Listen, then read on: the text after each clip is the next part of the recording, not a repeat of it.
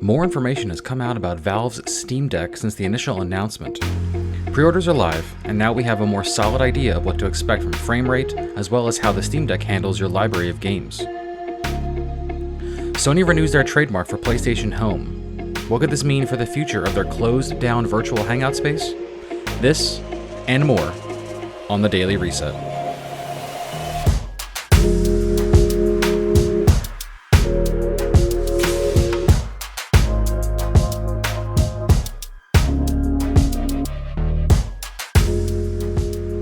Good morning, gamers, and welcome to the Daily Reset, brought to you by the Emergent Gamer. Subscribe and tune in every morning to get all the biggest news stories as you start your day. We're on all major podcast platforms, and we also upload our shows to our YouTube channel if you like to listen there. I'm Trib0. Let's get you caught up from the weekend with your news for July 26th, 2021.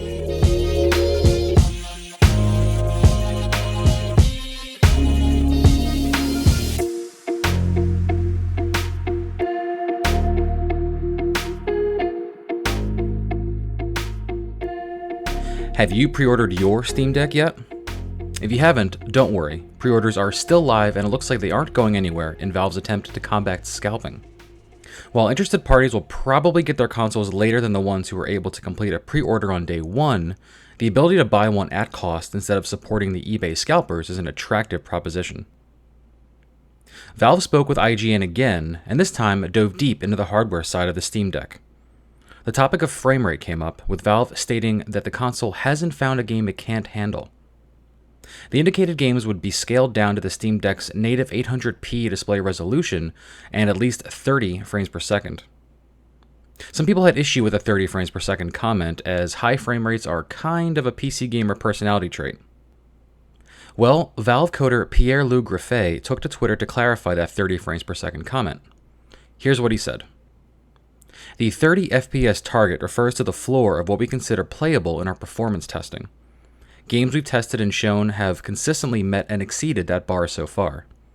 There will also be an optional built-in FPS limiter to fine-tune perf versus battery life. The perf in that tweet meaning performance. Valve also highlighted how the Steam Deck would handle and support players' game libraries on removable SD cards. Obviously, games can be played as installed on the console's built-in storage, and the higher-end models that include more storage actually have faster-running SSD technology than the lower end. Does this make a noticeable difference in performance when compared to each other? Valve says that they've optimized their system for gaming from SD cards with their technology, and that the answer is barely. Here is Valve hardware engineer Yazin Aldenhayat sharing some opinions from internal tests. Obviously, every game is different, and every access pattern is different, but at the end of the day, I think our benchmark for that was to give it to the whole bunch of people, have them use the SD card, and see what their reaction is, and I think the overwhelming reaction was that using the SD card was a great experience, and they felt like it was comparable, not quite as good, but comparable to using the external truck. With support for any size of SD card, and there being plenty of options for quality read-write speed, having your entire game library on an SD card could be bringing the concept of memory cards into the 2020s.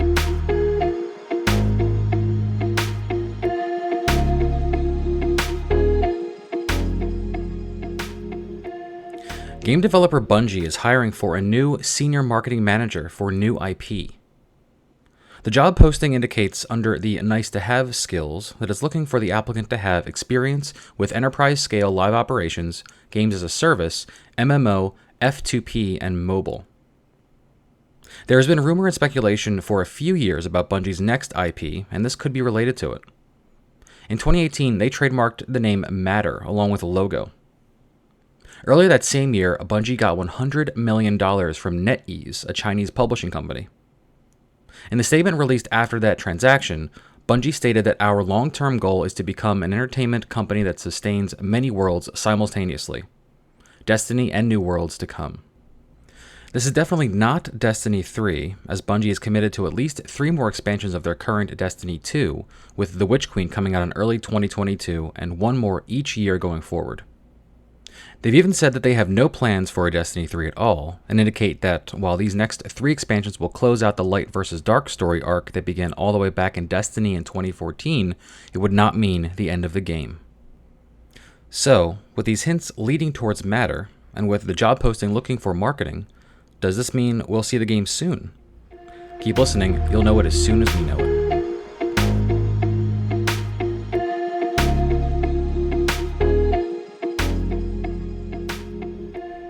Back in 2015, Sony shut down a very niche but much beloved social space, PlayStation Home. Accessible through the PlayStation 3, PlayStation Home was somewhere where a player could create an avatar of themselves, decorate a minimalist home with microtransaction decorations, or unlocks from video games. I personally remember having statues of Chris and Sheva from Resident Evil 5 in my home house, but can't remember what I did to earn them. There wasn't much to do but run around virtual spaces with other home inhabitants, but the odd sense of community was there, and there was a lot of sadness when it closed down for good. Well, Sony has filed a trademark renewal, and that means they keep the rights to the name PlayStation Home until 2028. But why? According to a Reddit post, people have been keeping up with these quiet home-related moves. Also renewed was the trademark for the Soho engine last month, which is what PlayStation Home reportedly ran on. This, plus other links to a potential PSVR 2 announcement along with other trademarks for tournaments, has people speculating that we'll get a new shared virtual space as a sort of landing hub with PSVR 2, similar to how other brands of VR headsets have virtual in-between spaces before loading into a specific game. More on this as Sony reveals more pieces of this puzzle.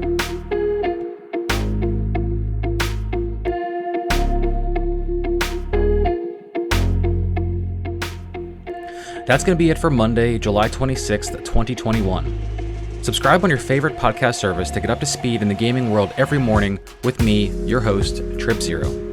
And be sure to find and listen to our main show, the Emergent Gamer podcast, live on twitch.tv/emergent_gamer on Wednesday nights, and then on podcast services the next day. Get the news with me and hear the in-depth discussion with the rest of us. I'll see you tomorrow.